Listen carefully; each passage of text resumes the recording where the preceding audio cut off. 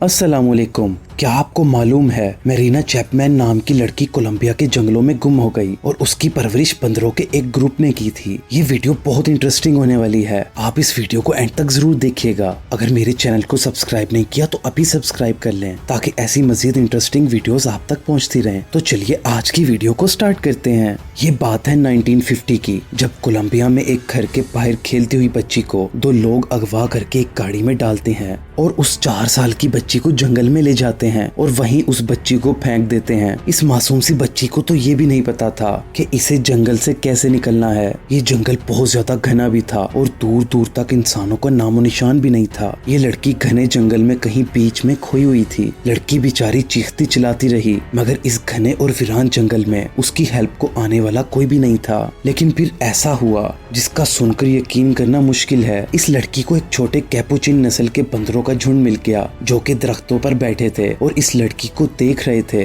बंदरों ने शुरू में उस लड़की पर कोई ध्यान नहीं दिया और वो अपनी रोजमर्रा की खेल कूद में मसरूफ रहे। लड़की जिंदा रहने के लिए उन केलों और फ्रूट्स को उठा लेती जो ये बंदर दरख्त पर बैठकर खाते हुए नीचे गिर देते थे। एक दिन मेरीना ने जंगल से इमली खा ली और उसकी वजह से इसे बहुत शदीद फूड पॉइजनिंग हो गई और फिर कुछ बहुत ही अजीब वाकया हुआ। इन बंदरों में सबसे बुजुर्ग बंदर ने मेरीना की हेल्प की। वो मेरीना को एक मिट्टी वाले पानी के तालाब के पास ले गया, जिसका पानी पीकर मेरीना को उल्टी आई और उसकी तबीयत बेहतर हो गई। इस वाकये के बाद बंदर और मेरीना बहुत ज्यादा करीब आ गए। बंदरों ने मेरीना को अपने झुंड का हिस्सा बना लिया था। मेरीना ने बंदरों के साथ मिलकर खाना ढूंढना शुरू कर दिया। वो बंदरों की तरह दरख्त फलांगती थी। मेरीना बंदरों की जुबान भी पहचानने लग गई। मेरीना को मालूम नहीं था कि उसे मजीद कितना अरसा इस जगह पर रहना पड़ेगा। इस वाकये के 5 साल बाद मेरीना को कुछ शिकारी लोगों ने देख लिया। लगता ऐसे था कि ये इस लड़की को रेस्क्यू कर लेंगे, मगर दोस्तों इंसानों से ज्यादा जालिम कोई भी नहीं होता। ये शिकारी उसे काकुटा सिटी में ले जाते हैं, जहाँ पर मेरीना को एक घर में रखा जाता है और उसको प्रोस्टिट्यूशन के लिए एक आदमी को भेज दिया जाता है।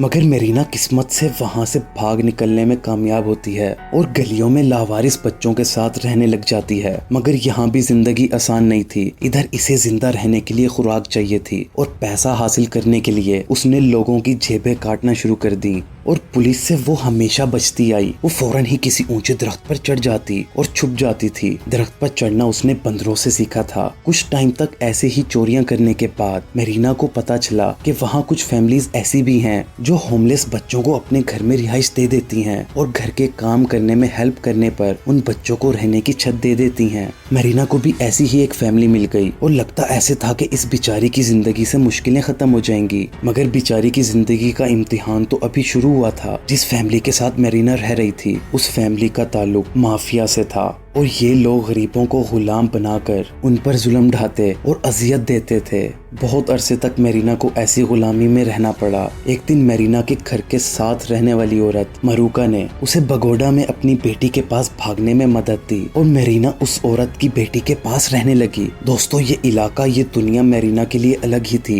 इतना टाइम जंगल और कैद में गुजारने के बाद उसे तो बोलना भी ठीक से नहीं आता था। इवन उसे तो ये भी नहीं मालूम था कि चेयर पर बैठते कैसे हैं। किस्सा मुख्तसिर, उसे सिविलाइज्ड मैनर बिल्कुल भी नहीं थे। जब मेरीना की उम्र 14 साल थी उसे एक औरत ने अडॉप्ट कर लिया और उसी औरत ने इसका नाम मेरीना रखा। यहाँ इसकी जिंदगी बेहतर होने लगी थी। मेरीना की परवरिश एक बहुत ही अमीर टेक्सटाइल का बिजनेस रखने वाली फैमिली में हो रही थी। मेरीना और उसकी फैमिली कोलंबिया से यूके शिफ्ट हो गई। यहाँ इसकी शादी जॉन चैपमैन से हो गई। इसने अपने हस्बैंड को अपनी पास्ट की स्टोरीज बताई। इसके हस्बैंड को यकीन था कि ये स्टोरी बिल्कुल रियल है और उसने एक पब्लिशर की मदद से मेरीना की बायोग्राफी पर बनी एक बुक पब्लिश करवाई। 2013 में the girl with no name के नाम से मेरीना की रियल लाइफ स्टोरी पर मबनी बुक पब्लिश की गई। मेरीना आज भी असल फैमिली से मिलना चाहती है। इसी वजह से इसके डीएनए सैंपल्स को कोलंबिया भेजा गया है ताकि इसकी फैमिली को लोकेट किया जा सके। और दोस्तों जहाँ तक बंदरों के साथ रहने की बात है तो कुछ साइंटिस्ट ने मेरीना पर सेंसर्स लगाकर ये बात प्रूव की है कि इसका बंदरों से कहीं ना कहीं कोई ताल्लुक जरूर रहा है। सो दोस्तों ये थी एक लड़की की अमेजिंग सी स्टोरी।